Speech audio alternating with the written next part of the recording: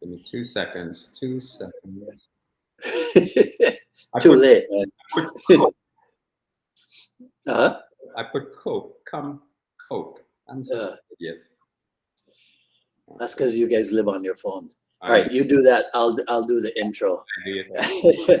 Hello, everyone. This is Dwight Woods, the Jeet Kune Do Rebel. Welcome to the Jeet Kune Do Dialogues, episode number 245. This is my good friend G. Anthony Joseph. I think this is his third appearance on the show. So as you guys are logging in, if you'd be kind enough to say where you're logging in from, hit the like button and feel free to continue doing so throughout the dialogue. If you're catching the simulcast over on the YouTube, please be sure to like, subscribe, and hit the notification bell as well. If you enjoy my work and you'd like to support the program, please visit jkdrebel.com, click on the Rebel Gear link, and that's where you'll see stuff like this.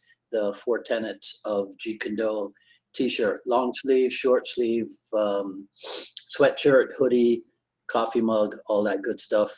But of course, the best thing you can do is to share this video and spread the word about the Jeet Kune Do dialogues. All right, so G. Anthony Joseph, welcome back to the Jeet Kune Do dialogue. You look like you're raring to go. I'm ready. I'm waiting. I wish you were right here. You know. I know. Yeah, we're gonna have to look into doing that next year for sure. Oh, when then I come back out and see I you. have to be calling my wife to come demonstrate on me. I could use you. Yeah. All right.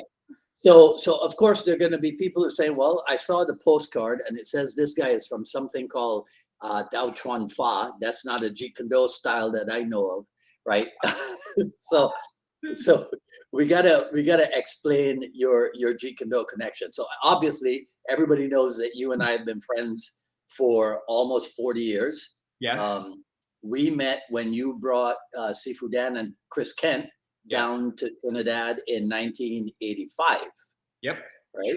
And you're an Inosanto student, so there's a long time Jeet Kune Do connection, even though you don't consider yourself a Jeet Kune Do man, right? I specifically, right? But one reason why you qualify is because out of all of us, you're the only one who's still the same size that he was 40 years ago, which is something that I think Bruce Lee would have maintained. Plus, you and Bruce Lee are like the same weight and the same height, and pretty much the same body type, right? 130 to 140. You're right. I never thought of that. Yeah. Never thought of that. Right. Yeah. So by all my metrics, you qualify, and I really don't care what anybody else thinks. But now, okay. So now here's the thing. Yeah. So if you guys won't know this, G and I we talk almost every day, right? In fact, he's the reason why the battery on my phone goes dead every day, right? What was it the thing about the hook? Is that what was the impetus for today's discussion? Yeah, that prompted our call together by face, because usually we just be voice or voicing each other or texting, but that prompted a face-to-face conversation on WhatsApp. Yeah. All right. Okay. You got to come on the show again. All right. So tell everybody what happened there with the whole thing about the hook. Well, like I said, today is going to be interactive, right? It's going to be no sitting down, right?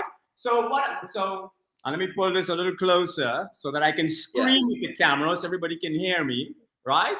So what we were talking about was this type of hook that everyone is doing today, right? Where they're taking this hook and they're going around the corner. But if you're going around the corner, number one, the first thing you're doing is opening yourself up. Number two is that you're entirely telegraphing the shot. It is not a natural progression of how the body itself and the muscles are designed to work. You're kind of contorting the body in a way it's not meant to be contorted. So what we were talking about that night is when I throw a hook, right? I'm not going to do this and come around. I'm going to go straight down the center, boom, and then I'm going to shoot it. So it's going to go like this, right? Straight down the center, boom, and then like this. Which you add two things. One is, besides the foot twisting at the bottom, The elbow also acts as another fulcrum, which acts as another whip. In here, you don't have that besides telegraphing the shot and opening yourself up. Plus, you have to kind of go around. And we were talking about actually going around. What if you want to go around? What if I want to go around the shot and hit him from this side? I'm still not going to do that, right? I'm going to step off to the side this way, and I'm still going to shoot it straight in, and it's still a hook. Yeah. It's still a hook punch. Yeah.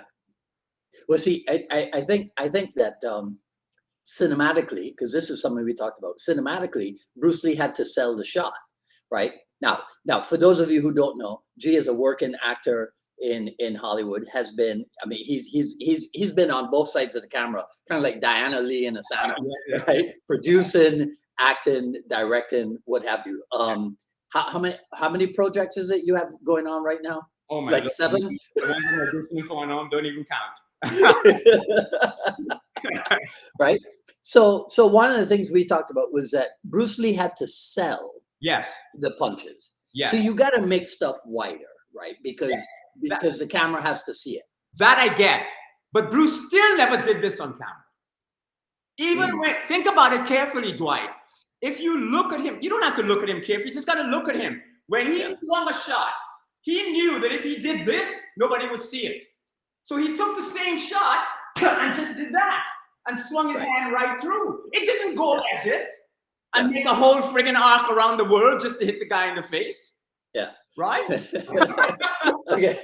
All right. So tell everybody what I sent you. Just a couple hours, not less than an hour ago. Yes. Right. As a matter of fact, I want to pull it up because I want to read exactly what you sent me, which was, here it is right here, right? It basically said, and you circled it, yeah? Mm-hmm. The hook is mastered chiefly on the small punching bag. Small punching bag.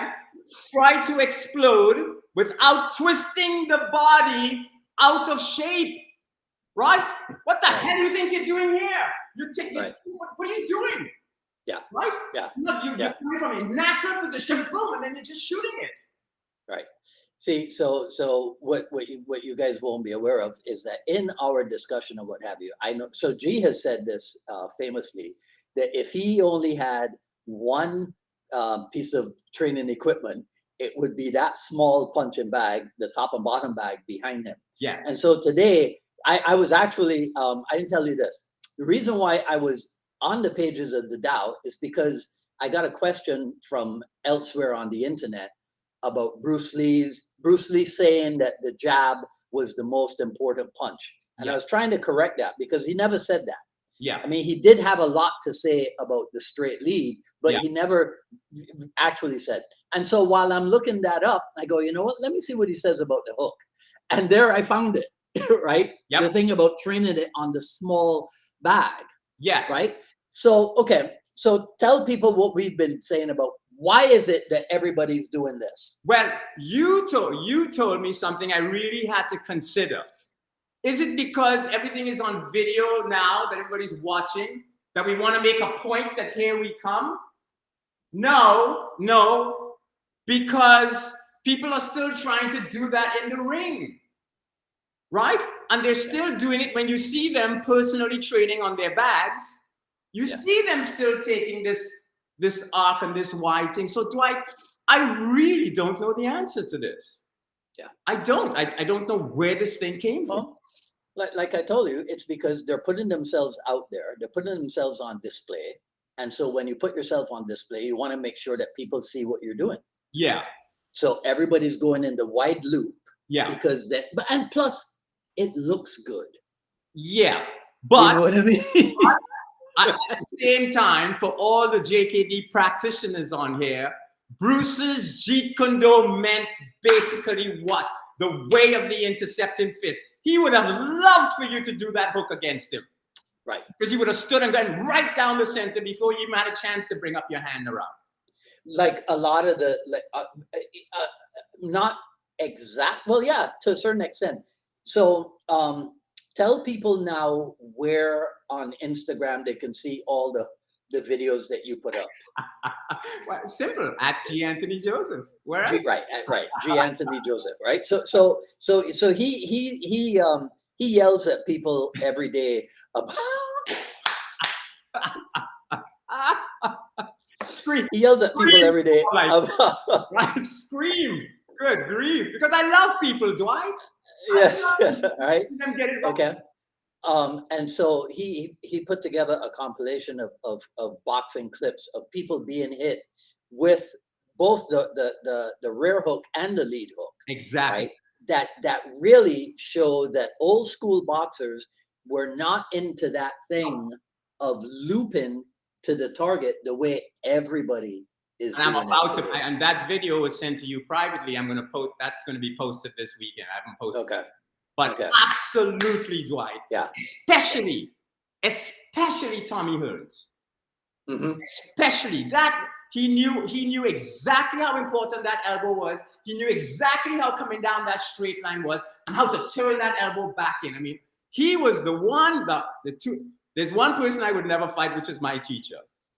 But if I had to go in the ring and somebody said, who do you fear the most out of Sugar, Tommy, or Muhammad, I would say Tommy Hearns. Because my teacher always said, in this system, if you take a guy like your height, 6'1", 6'2", and they understand that kind of whipping with that kind of length that they have and that acceleration, he will not knock you out. He will kill you. And when Tommy hits you with a shot, dude, right? Men used to fall forward. When a man falls forward, he's gone. Well, yeah. See, so I mean, so you know that that recently James Bishop, he was on the program, and he's the guy who found 85% of the sources for the stuff in the Tao of Jeet Kune Do. Yeah. So when you read in there, because you just used the word. Yeah. In there, I hate that we have to kind of censor ourselves now and say it's from a boxing book, you know, instead of being able to say it's in the Tao, right? Whatever. Right. But that's exactly what Bruce Lee made his notes on. That the jab is a whip, right? Now, so if the straight line is a whip, how much more so would the whip apply to the curve of the hook? Right. But not just that, the little note you sent me, read the end. The end of it said, watch this, Dwight. The end of it said, setting you up for the next shot. Yeah. And Bruce understood this. He didn't get this yet, but he understood this. Right. So it's setting you up for the next shot, man. That. See, because of the way the hip turns, if you do it like that, it's just not conducive of doing that. But if you do that with the hip, so the hip is already coming back as the shot is hitting you, right? It puts that next shot right into play. Yeah. You know? Yeah. So that the other thing about the body, we'll keep that secret between us for now, right? Okay. Because I'm learning that there's stuff that you should put behind what they call the pay wall. You know what that is? You see, I can't have you knowing that stuff because you're 6 foot something. See that? No, man, I'm just 6 foot. I'm just 6 foot, right? Okay, so talking about feet, the other thing that that you've been carrying on about, is the rear heel. Again, if God ended the world tomorrow, he said, "Gee, what do you want to leave behind? Pick up your freaking foot." How is it that people do not understand? And I'm going down here, right? Dwight, 40% of the power from any shot you strike with your feet on the ground comes from using gravity. That's 40%, which means that comes from that twisting of that foot on the ball of the foot. The other 40% comes from here. And then 20%, Dwight, only 20% comes from the arms. Right. Yet still, what is everybody doing? Boom, boom, boom, boom, boom. It starts with the ball of the foot. So what are they doing? They're leaving 40 to 80% of their power on the ground when they swing. Because they figure that is power. That's not power, right? Power is the ability to whip that heel. That's where it starts. So you constantly have to be concerned, like on the bag, right? So you constantly should be concerned here, not this, but that. Right. That. Yeah. See what I'm saying? Yeah. I don't want you to go outside onto the 3-second bag, but Right? no, You do that by the end. I'll walk out. No. They can go to Instagram to see the 3-second bag. But I have a one that's a little closer to that here, the smaller one. Oh, okay. Yeah. Whenever you're ready. Right. When you hit that rock solid, literally rock solid back, are you still rotating the heel? Are you still But let me put it this way. The bag is really meant for the last level of the Chuan Fa system that I practice. So more the orbital stuff. Okay. And when you start going orbital, your feet start to raise. You have no relationship to the ground, which is why Rhea is so good. Right. She cannot depend on her thing to the ground to come fight somebody bigger than her. So she has to now depend on that whip, and she can have one foot off the ground with that wrist and hitting. Mm-hmm. And that's where that bag comes in. So technically, no, but when I'm practicing the different shots, oh yes, I'm definitely twisting. But with that bag, you can, you go through that bag, you break your hand, right? Right. It's got to be pulled back without getting the hand cut. Yeah. Explain the orbital stuff as well as you can to people, because I don't know if I am pretty sure that's not a term that I've ever heard anybody besides you use when it comes to martial arts striking. Yeah. Okay. So let me see if I can keep this simple so people get it. Yeah. Everything today is percussive. Everybody's fighting percussively. So let me see if I can use this bag here. So percussive is this: kick, put the foot down, drop and shot. Right. Right? Or punch, 1, right cross 2. Punch 1, right cross 2, left cross 3. So it's percussive. It's like dun, ta, ta, ta, ta. Yeah. When you start learning that the body is designed to work orbitally, then you kind of cut. Before one comes down, one is already taking its place. So before the foot comes up, see? So before the foot comes down, the hand has already struck you. The foot doesn't have to do this and then that. So it doesn't have to go around and then do that.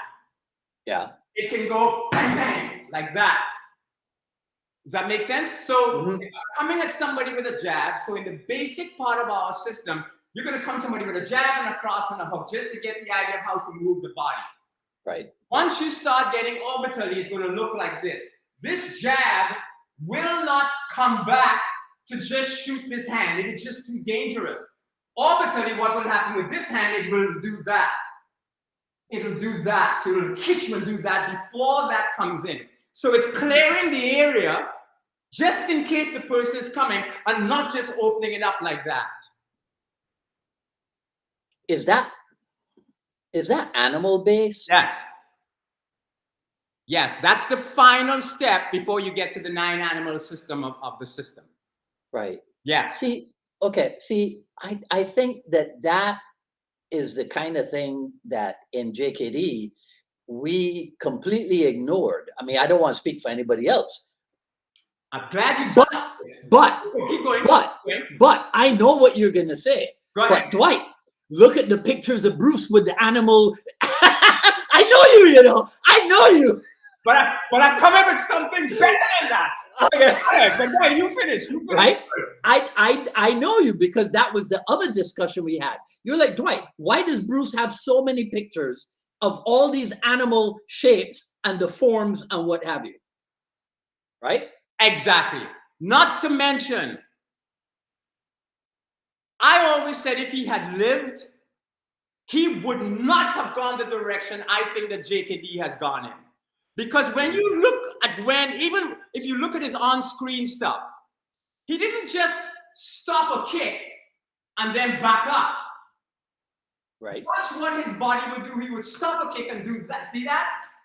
See that? He was always thinking that I got to be able to do that and do that at the same time. Because I got to be able to move, bang, bang, boom, from the angle.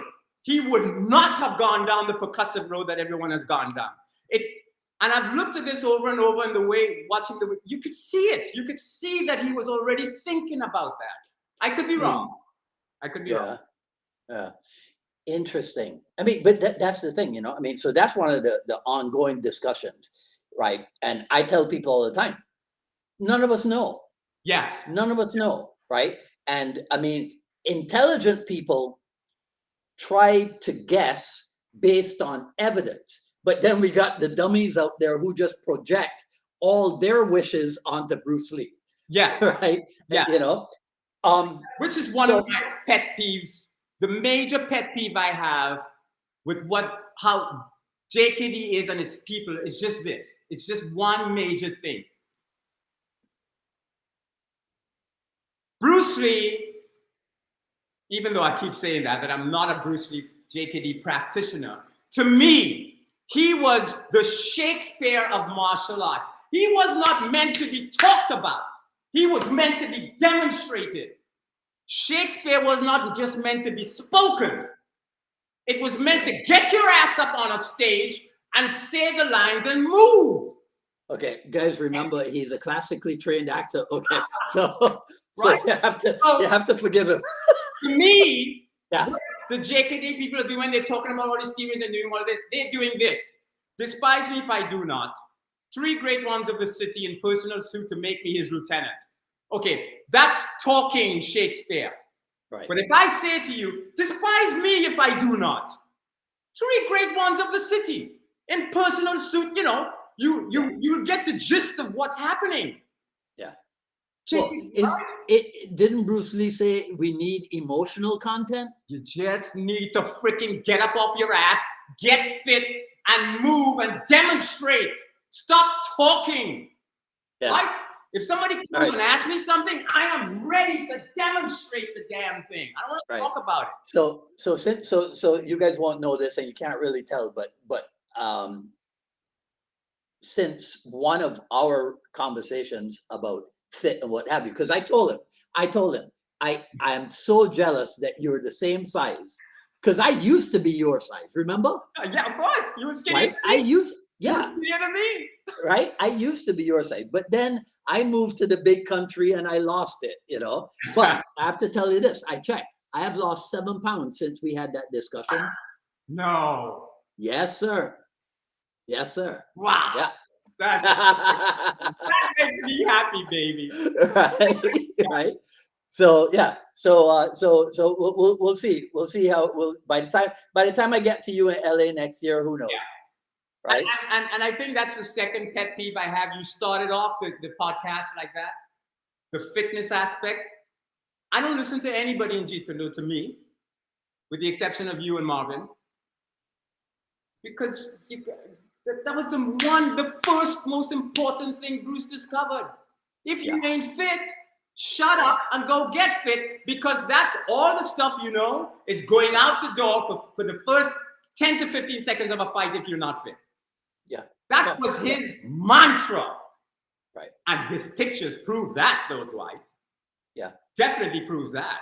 Yeah. I mean, and I think so that's one of those things where we don't know, but I think the evidence suggests that if he had lived, so he'd be in his 80s now or so, right? 88, head into 82 or whatever. Yeah. He'd still be in shape. Oh, definitely. He'd be one of the most in shape 80 octogenarians around, right? Absolutely. Yeah. Absolutely. I saw a joke. I saw a joke on Facebook the other day. Somebody said something about JKD and fitness, and another guy said to him, "That's not JKD. It's FMA when you're lazy." Something. It was something like that. I don't. Right. I'm watching through the comments. Jamie said, "Great energy. Thanks, Jamie. We interact with these people you have on here. Look how much followers you have, Dwight. Good grief." No. They're not here for me. They're here for you. No. There's someone for you. Right? No, they're here for you, because I'm the tell person. You're the show person, right? So I have the comments turned off because I get too distracted trying to follow and what have you, right? All right, tell me another pet peeve. with the JKD people. You cannot. It's easy for you to say stuff after the fact of what Bruce did. Okay, well, Bruce said, don't do this, do the flick kick. Listen to yourself, right? If he said, do the flick kick, and suddenly you want to do the flick kick, and you just want to flick your foot up, listen carefully. Basically, in Bruce's tradition, one of the first things he had learned that he would have to have learned in a traditional Kung Fu art was this movement of the body. And there are a couple shots of old footage you can actually see him where he's actually throwing his kicks and pulling his hip back.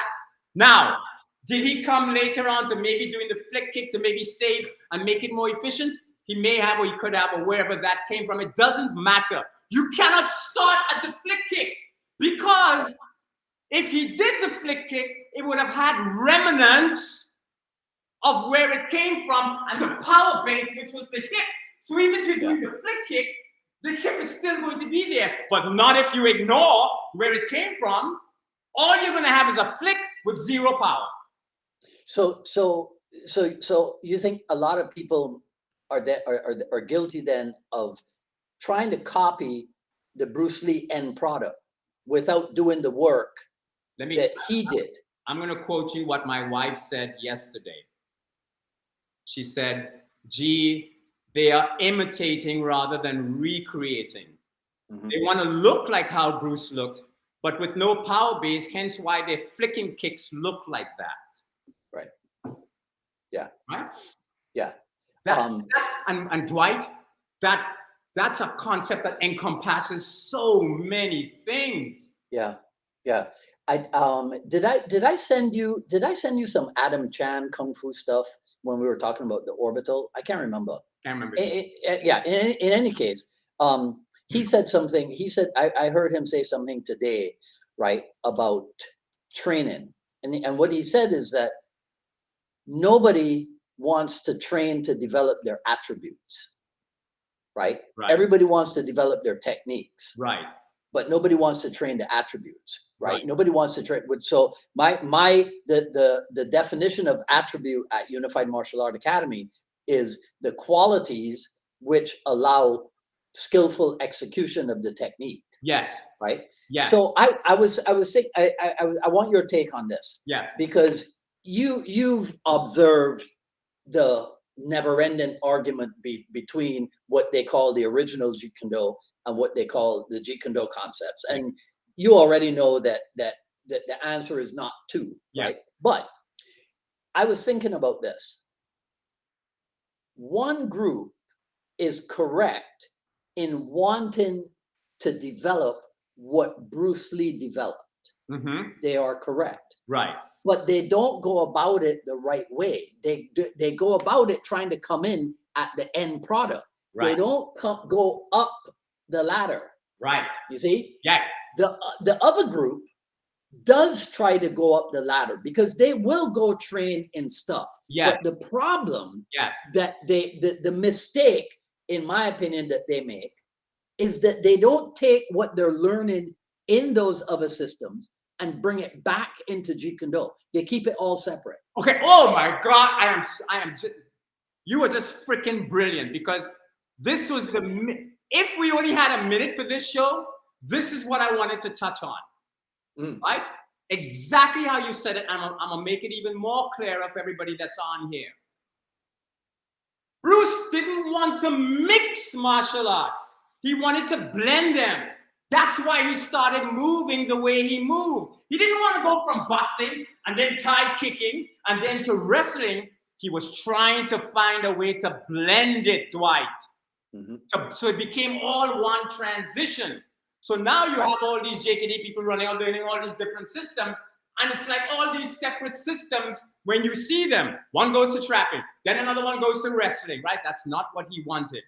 He didn't want the blender to be looking like tomatoes are here, celery is here, and carrots are up here. He wanted it to look like one so that it was seamless. He was coming to that. Mhm. And that is just totally, it's just too far gone now as far as I'm concerned. But Yeah, you are yeah. absolutely right.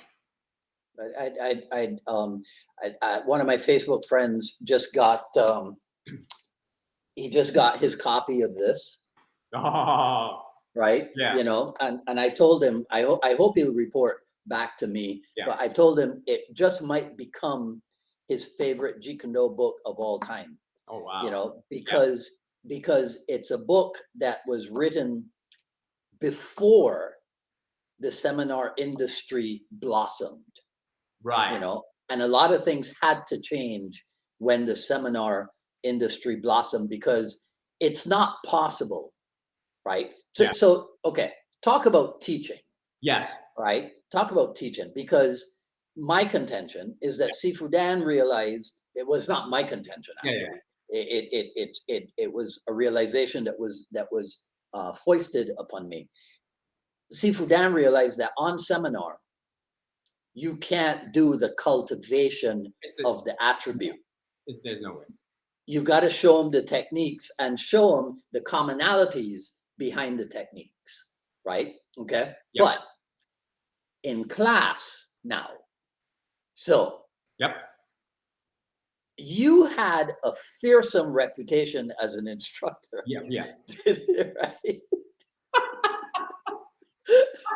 Right? And In fact, the only people I teach privately now, they're like, gee, yeah, you can't be doing this.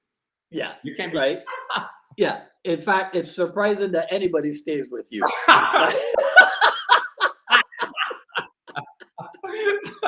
Hey, right? those that stayed, watch my wife. Those I know. Okay. Yeah, for sure. So okay, so talk to us about what it takes to be a good martial arts instructor. Okay, first of all, to me, there are no more instructors left. They're coaches. People are coaches. Like I watch people walk around. Like sometimes a seminar will come up on YouTube and I'll just click on it. And it's not just martial arts, Dwight. It's like every sport. They have them doing stuff and they just walk around and it's like, okay, do that. No, hell no. If you're getting it wrong, I'm stopping the whole class. The whole class is going to stop. I need you to get that foot twisted. Watch this, everybody. And then when everybody goes back to it, I'm watching every single person's foot, Dwight. Right. So it's not about how much we're teaching.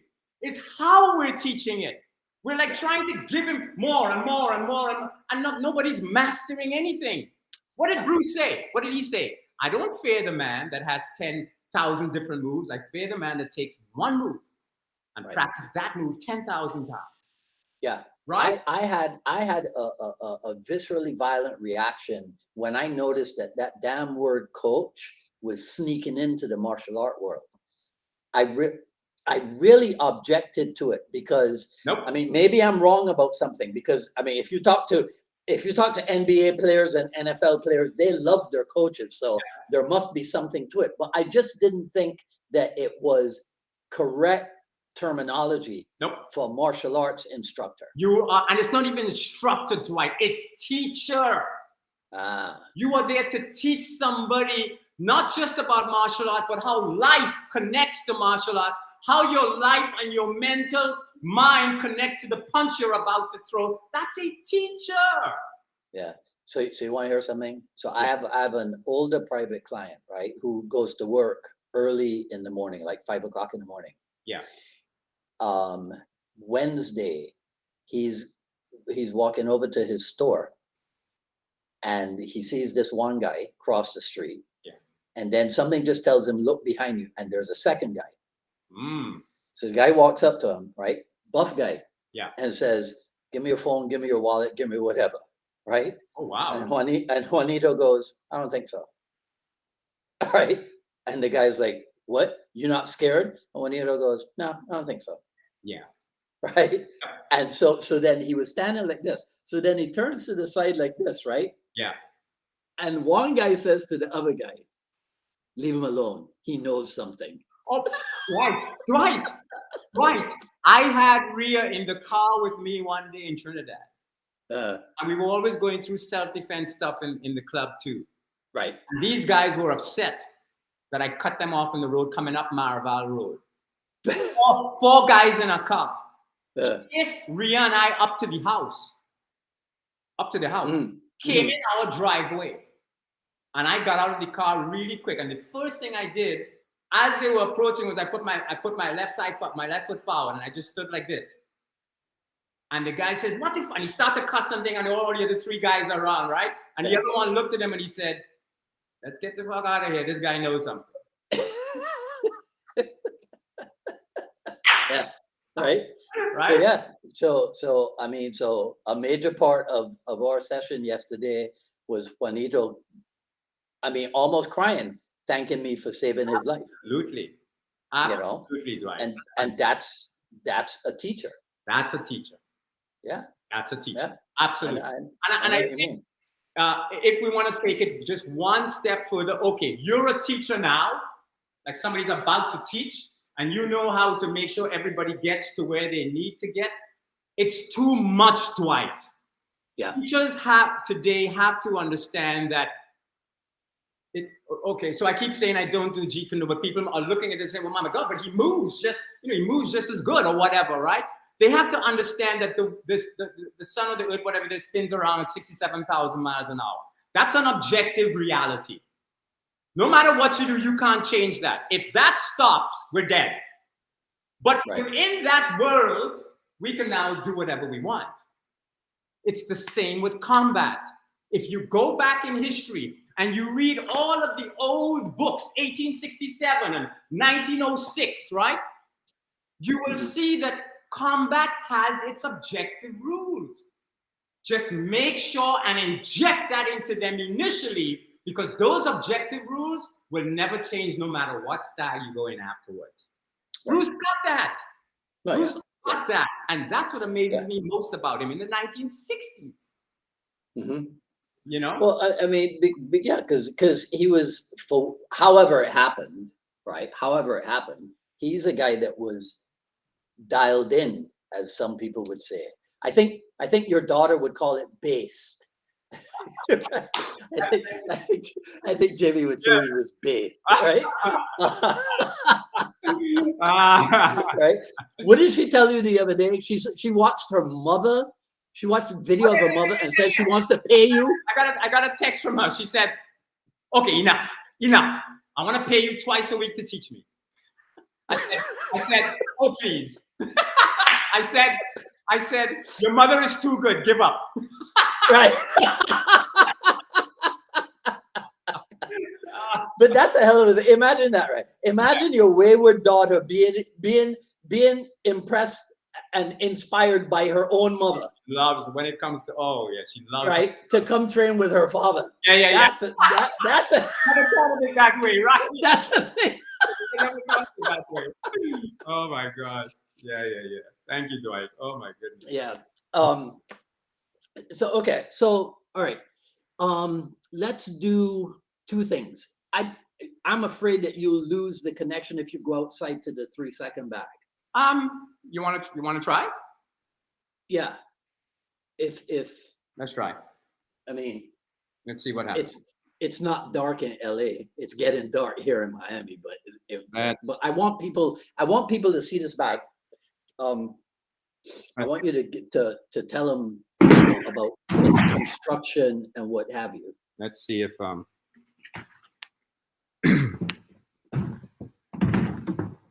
taking something out where I can.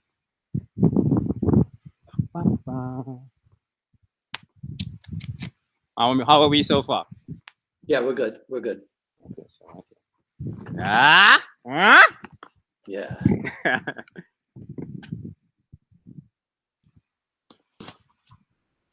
So I have to do that every day because when the sun hits it, it gets, it can get dry.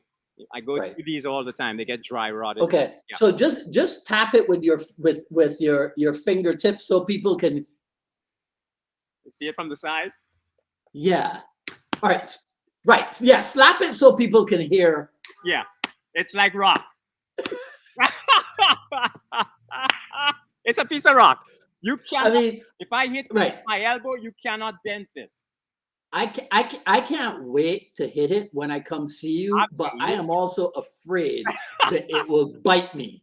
Oh my God. All right. Okay. So tell people about this bag. Okay, so this is a special bag for particularly our system. There's a certain strike we use. I don't want to go into all of that now, but I want to do it in a way where if they wanted to get it, how they can adapt it to what they're doing, right? Mhm, So mhm. it's a canvas that I ordered from overseas. If you're gonna get one, you don't get it with the chain. Has to come with the rope. The chain will just burst, right?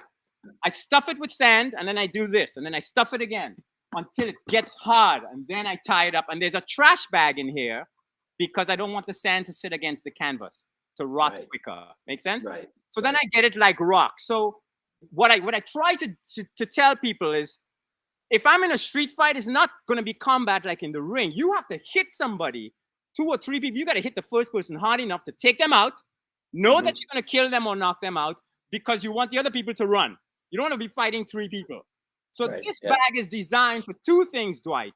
One is that if I can hit this bag as hard and as fast as I can and not hurt my hand or have any calluses on my hand whatsoever, Yeah. right?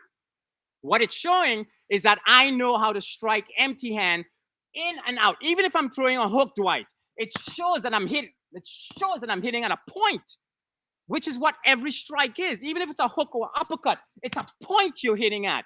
But with Mhm. people in gloves today, they can get lazy by doing this because then they're going to do no damage to their hand.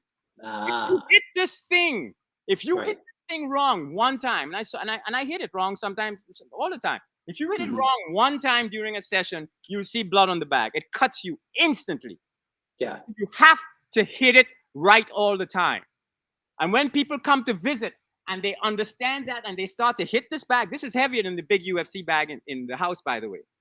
So that's why it's hanging up out here. This stand was built specially by a friend of mine, bolted into the concrete because it's so Mhm. heavy, right? But Mhm. after they hit this, Dwight, and they go back inside and hit the big punching bag, they Right. begin to understand, that's what real focus Yeah. should feel like. Make sense? Yeah. Yeah. Yeah. But, Yeah. but I also practice it because I want to be able to hit, whether I'm hitting with the palms, whether I'm hitting like that. You see, you gotta hit it straight, no matter what shot you're hitting it with. And I'm also hitting it with the intention of, if I hit you, I'm not gonna run and chase after you. I'm gonna hit you, I'm gonna grab you from behind, and then I'm gonna pull you into another strike.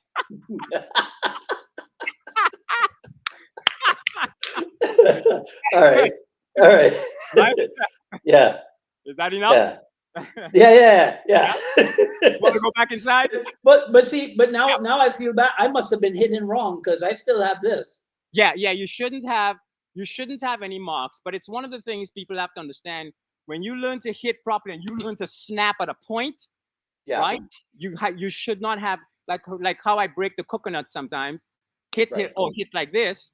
There's no marks because it's the way that it's the way that that speed times force equals power. It's not about slamming your hand through targets. So this is long time ago Makiwara training in the backyard in Barbados, right? Well, yeah. Well, Yeah, let's right. I have Because when we were younger, right? When Yeah. we were younger, when you were on the bus, Yes. you used to look at people's hands to see. Oh shoot, we lost him. Oh no. All right, okay. Hang on, guys. Let me get him back, and we're gonna put him inside. I'm gonna send him back inside. I knew that was man, but I wanted you guys to see that bloody bag, and get that from it. Okay, all right. Give me a second. Let me get him back.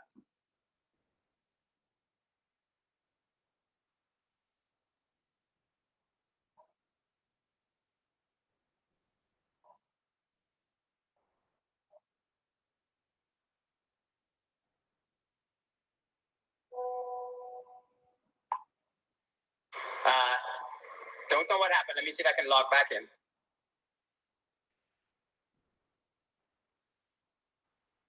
Yeah. All right. So while G. Anthony gets it, if you guys have any, I just opened up the comments so I can see, but I don't know if I'm getting a timely feed with questions. But if you guys have any questions for G, go ahead and put them into the comments right now, and I'll try to keep an eye on them and see if. Okay, all right, here he is. All right, okay. No more. The bag did that. Yeah. So you got to stay inside. But right. Dwight, yeah, the Makiwara, yeah. I mean, it's a fantastic apparatus. Absolutely.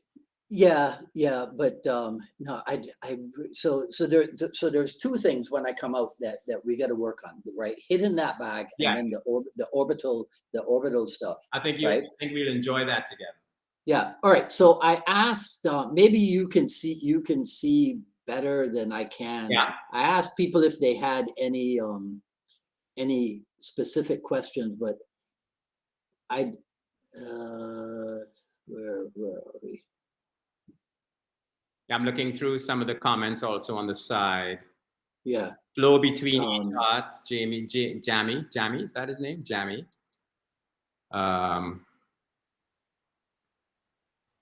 Yeah. See, I can't pull them up. Wouldn't want to catch, somebody said I wouldn't want to catch one from this guy. Okay. All right. So Simon, I see this one. Simon asked, where does your style get its influence from? Simon, here's the thing. I started back in 1970 with one teacher in Baltimore, and it was called the System Kung Fu. And it was an eclectic mix at the time of traditional Kung Fu martial arts and some Kenpo. And then Bando was introduced at the higher level, not some of the level you see online today, but at a higher level.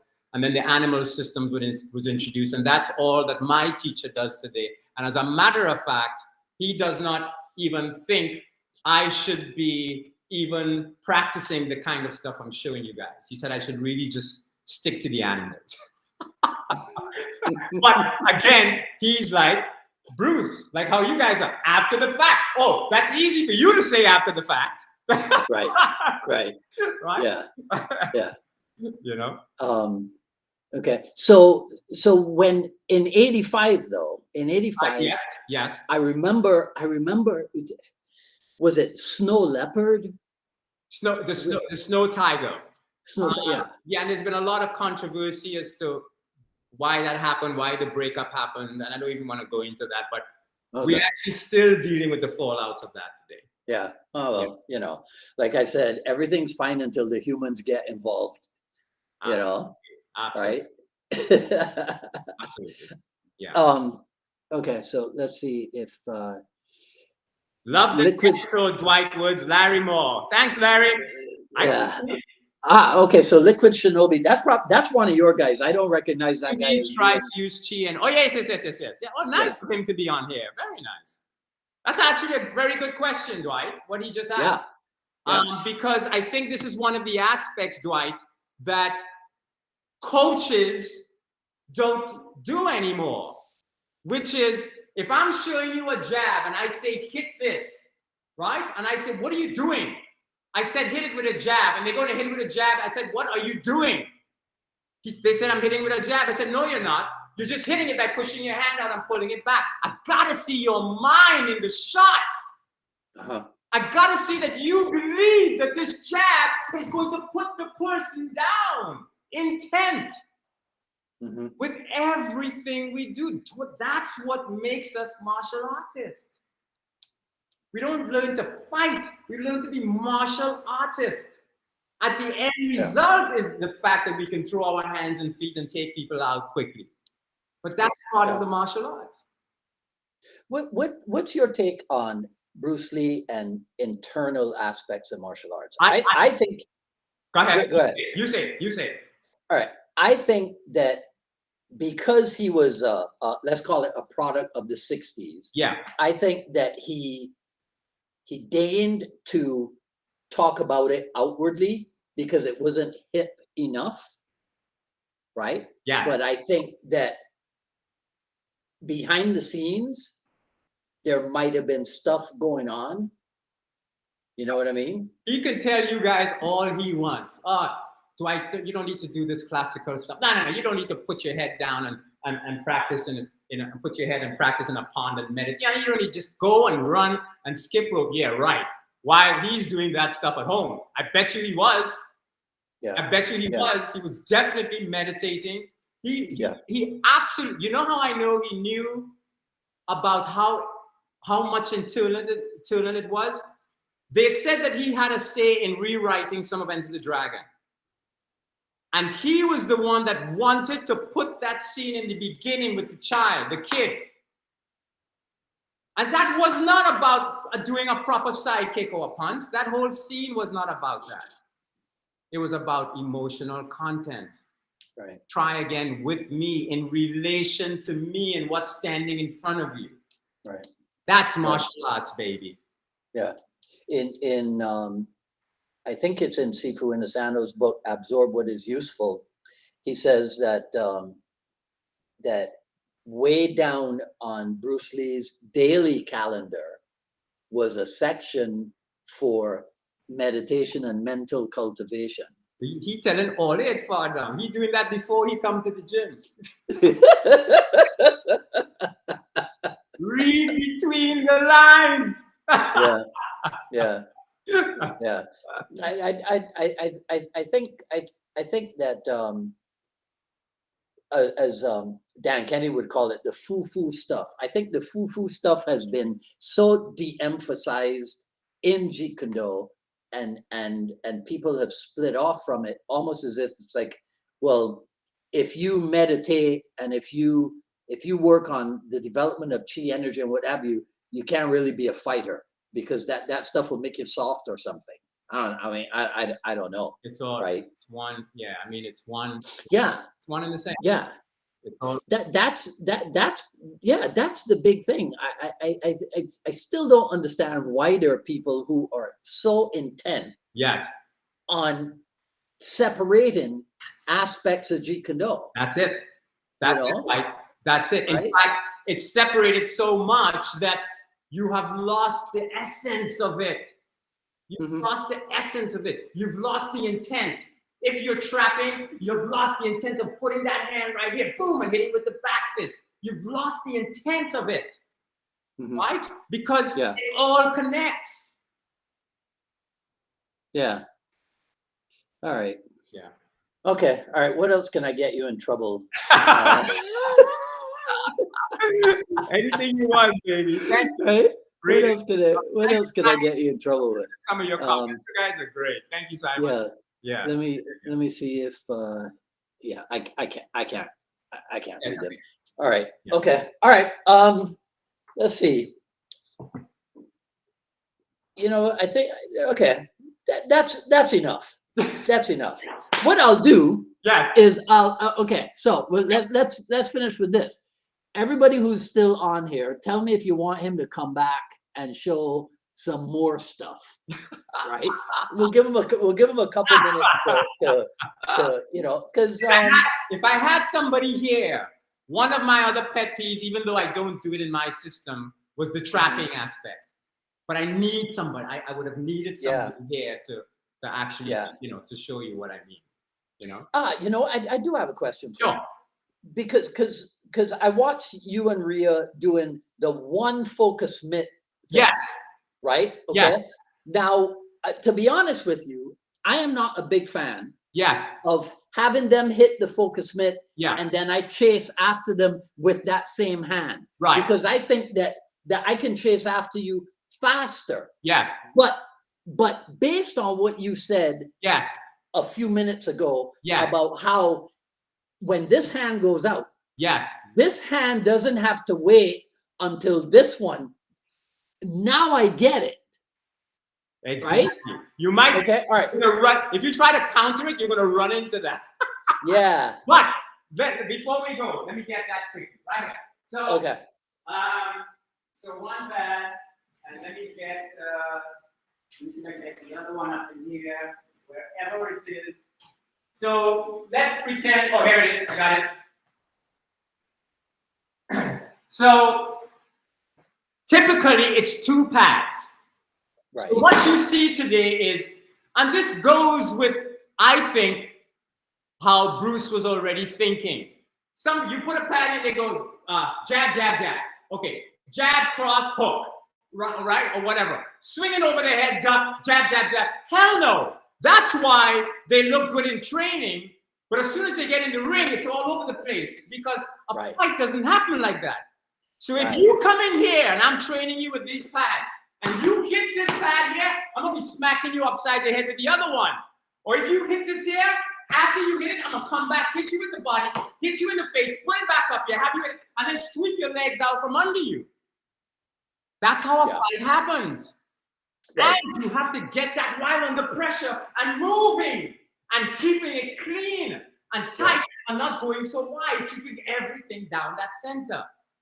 So in using the focus mitt, y'all have 0 pattern, or do you have like a beginner pattern? Yeah, and then the beginner pattern is simple. Just learn another pet peeve. Freaking learn. The only reason I put up the pad and I have that set pattern, I hate to call it a set pattern, is so that they understand how to hit straight. Right? So let's see right there. You can see that right there, right? So this is hard. This is like somebody's head, right? When I mean hit straight, Dwight, I mean hit straight with my 2 knuckles. So every time I hit this bag, boom, like that, it's with my 2 knuckles, right? Boom, like that, with my 2 knuckles.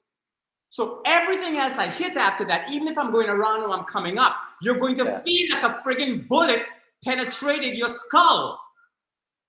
And that's the only thing I use the pads for in the beginning as a pattern. Hit the damn thing straight, and I can feel when you don't hit it straight. Okay. Even if I do a hook and you hook it around and you do this, I can feel when your hand kind of does that. Right. Once they get that, then I'll say boom, boom, right, bang, bang. Yeah. Because I'm guinea pigging you because I'm doing in November, every Sunday in November we're doing a different workshop, and so in the UMAA formula, our ultimate training method is completely freelanced. Right. It's right. But you can't start there, obviously. Absolutely. So I wanted to get your take on. But one of the things I'm really looking on in freelance, Dwight, even when it's freelance, it's that it's done right. Can't be cut from here. No matter if it's pushing you back and you're falling back, I don't want to see this come from me. I want to see it come right. You're right. You know what I mean? Yeah. Tell people about the clip. Let's finish with this. Tell people about the clip that you showed about. I think it was the guy. It was the guy that hit, and then he brought his hand back with his elbows opened up like this, and he got hit. Did I send it, or did you send it to me? No, you sent it to me. It was. Tell me. I think it was somebody trained. Yeah. So it was a guy in boxing gloves. Yes. And the other guy was hitting his boxing gloves. Yes. And opening up his hand. And then there was a guy in the ring. Yes. That hit and opened up his hand the same way and got caught. Oh, right. Yes. You know the one I'm talking about? Exactly. Yeah. But I mean, it really just went back to how they were training initially. Right. Yeah. The training has to match combat. Combat is not a sequence. Right. You gotta get out of those sequences and make it live, baby. Right. Yeah. That's I mean, and Dwight, that's why I love the board. You gotta make it live, like that's orbital, right?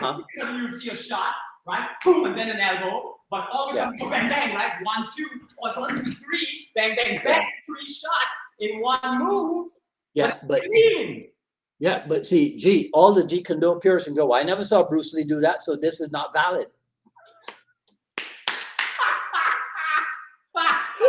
Right? I guarantee you. Look, I could say this because I stand outside of you guys' system. I bet you he would have come to that. I bet you he would not have done that 1, 2, that percussively. He would have gone right into the flow, right there into that, into the next shot, and then into the next shot. Yeah. You know, the funny thing is, right? The funny thing is, I watch you do that, okay? And like my brain goes, oh, that's similar to what we do in Muay Thai, because in Muay Thai we'll hit with the right cross, and then we'll follow with the same right elbow, right? You know? Right? And now here's the thing. This is what I have done. I have gone right cross, right elbow, and then trap and back fist with the same right hand. Yes. But you know what I mean? But so look, it's close. It's close. But do you that. see do you see the slight what makes it a little different though? Yeah. Right? It's the same move, but with orbital, there is no pull back. Right. It's like you just got hit twice. Yeah. Before the hand having to do that. Yeah. Yeah. Well, here, so now I'm going to say something even more sacrilegious than what you did. Okay. What you did was sacrilegious because Bruce Lee never did it that way. I'm going to say something sacrilegious. Yes. When I watch you do it, yeah. You know what I have trained that helps me to understand your motion? Yes. Filipino Kali. Yes. Dwight. Okay, if you want to end on this, we can. I have not practiced any system outside of my system. When I saw Danny, when I brought Danny to Trinidad, and I hated weapons. Nothing's wrong with that. You get good coordinate. I got no time for that. I gotta, I'm not gonna have a weapon. But anyway, when Danny came to Trinidad, and he swung that freaking, where's my damn stick? And he swung. Yeah. There you go, right? And he took that Eskrima stick and he went like that. I was like, that's Cobra technique.